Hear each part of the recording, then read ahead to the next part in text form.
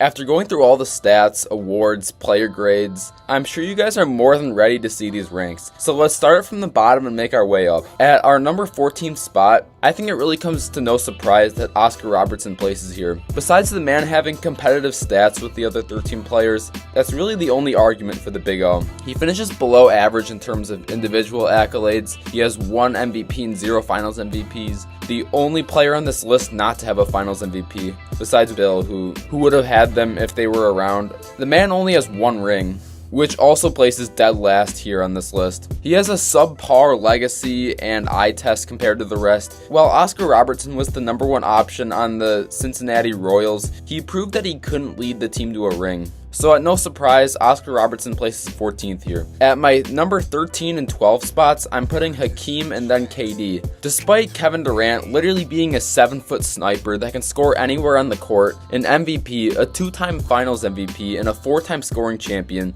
I would place Hakeem slightly higher in front of him. Hakeem, although he was never at the same level that KD was on offense, was miles ahead of him on defense, with 2 Defensive Player of the Years, 9 All-Defensive teams, and far superior defensive stats. Hakeem is arguably the greatest defender of all time. And on top of that, Hakeem proved that he could lead the team that drafted him to 2 championships without having to leave or needing a super team around him. But both of these players placed below the top 10 because they simply just lack the basketball resume and metrics that some of these next players have. At our number 11 and 10 spots, we have Steph Curry and Wilt Chamberlain. Now, these two are both very close, but I'm going to give the slight edge to Curry here. Wilt Chamberlain was a literal demigod in basketball shoes. He has arguably the greatest production value we've seen from a basketball player ever, but unfortunately for him, there's more to greatness than just stats. You see, Wilt Chamberlain has a lot of holes in his basketball greatness case. He spent the majority of the 60s getting his ass kicked by Bill Russell and the Celtics, despite putting up unreal stats. Speaking of stats, Wilt Chamberlain's numbers took a noticeable dip in the playoffs, which further proves how this guy is like the Joel Embiid of the 60s. Well, kinda. Wilt Chamberlain only managed to beat Bill Russell and the Celtics 1 time when the team was getting old in 1967, and Wilt won once more with Jerry West, Elgin Baylor, and the Lakers. Along with that, Wilt was consistently getting beat out for the MVP when both him and Russell were in their primes. I placed Steph Curry ahead of him because, while he doesn't have the monstrous stats Wilt had, he has 4 championships with the team that drafted him, 2 of which he was by far the best player on the team. He was a far superior skilled player, has incredible longevity. He's still putting up 30 points a game at the age of 35, and he revolutionized the 3-point shot like no one else. Alright, moving on from these two, we have the 7, 8, and 9 spots, which I place Shaq, Larry Bird, and Bill Russell at. While Shaq didn't quite have the longevity and offensive skill like Curry, Shaq was by far the better player in his prime and had a more impressive basketball resume. I put Bill Russell ahead of these two for the obvious reason why. This guy has more rings than he has fingers. Bill Russell's 11 rings is by far the greatest achievement in NBA history, a mark that I'm almost certain will never be broken. Bill Russell was also arguably the greatest defender of all time, and arguably the greatest rebounder of all time. Along with that, him and the Celtics were so influential for the fast-paced style of basketball and use of transition that we're all accustomed to in the current NBA. But a big reason why he isn't any higher in my opinion is his offensive game was subpar at best, and he had consistently high-level talent around him his whole career. Bill Russell, for his career, averaged only 15 points a game, which would translate to about 12 points a game in today's pace of play. And he only shot 44% from the field while being a big, and shot 56% from the free throw line, which is honestly underwhelming. It's pretty clear that Larry Bird and Shaq can't compete with Russell in terms of championships and defensive presence. Now, Shaq and Larry Bird are a lot closer than people think. Both had a sky-high peak that only few have ever reached. Both players have been by far the best player on 3 championship teams. Both players were literally superstars as soon as they joined the league. But both players have pros and cons to their games. You could argue that Shaq had more titles than Larry Bird, but during 2006 when Shaq got his 4th ring in Miami, he was literally getting benched in the finals because he couldn't hit a free throw. Shaq's production and value on the court really started to taper down once he joined Miami. I think Larry Bird was just the better overall player. He was one of the early pioneers for the 3-point shot. He was a better scorer than Shaq, a better playmaker, a more versatile defender, and better at defending his position than Shaq. But I really think it's scary how similar of careers both of these two players had.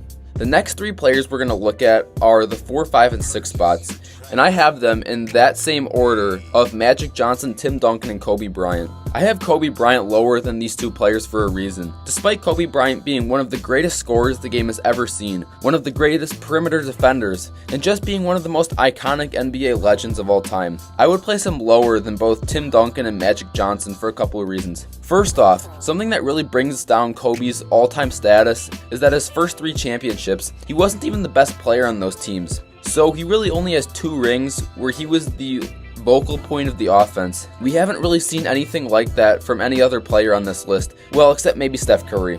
Another big reason that Kobe doesn't place higher on this list than these 2 players is his stats were just on a lower level than Tim and Magic's. I think it's pretty clear from the earlier parts of this video that Kobe's advanced stats were simply on a lower level compared to Duncan and Magic, and while his basic stats were pretty good, averaging an impressive 25, 5, 5, and 1.4 steals a game, let's just be honest, this guy was doing it on subpar efficiency. I believe Tim Duncan should be ranked higher all time than Kobe. Duncan beats out Kobe in individual achievements. He has 1 more Finals MVP, 1 more MVP, 3 more All Defensive Team selections, while having almost the same career length. And once again, I would argue that Duncan's efficiency and production was better than Kobe's. Duncan was also consistently winning throughout his career while being the number 1 player on his team. Tim Duncan's the only player to ever win a ring in 3 different decades. I think the argument for Kobe versus Duncan is much more analytical, while the argument for Magic versus both of these players is a lot less objective, but relies more on aspects like impact and legacy.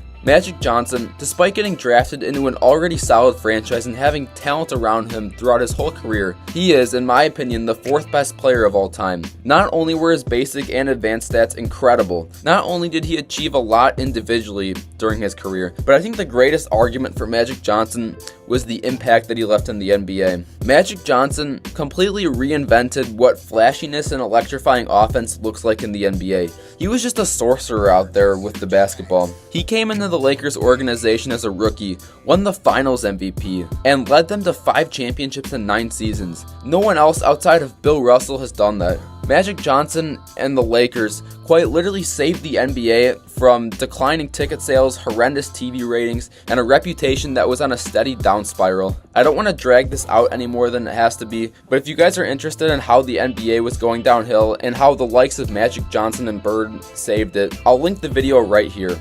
But let's move on to the top 3. So at number 3, to really no surprise here, I have Kareem Abdul-Jabbar. The man, until LeBron James showed up, redefined what longevity looked like in an NBA superstar. When looking at this man's basketball resume, he really has no weaknesses. All the stats and production and efficiency you could ask for, all the awards and accolades. He has 5 championships and 3 Finals MVPs. He was the league's leading scorer until recently. But to really crack the top 2, you need to do something in basketball so incredible, so unheard of, that people on a daily basis quite literally doubt if you're human or not. And I think Michael Jordan and LeBron James both fit this category very well. Now, I'm going to try my best to not make this a long and dragged out GOAT debate that I'm sure you guys already hear about enough. But to really sum it up, Michael Jordan in his prime was simply the better basketball player, and all the evidence points towards this claim. The man was simply more valuable and produced more both on offense and on defense than LeBron James in his prime. Along with that, Jordan has more individual achievements like MVPs, Finals MVPs, Defensive Player of the Years, etc., and found more team success. It's really only longevity that LeBron has over Jordan. If you're interested in watching more about this topic, go click on the full-length video linked right here.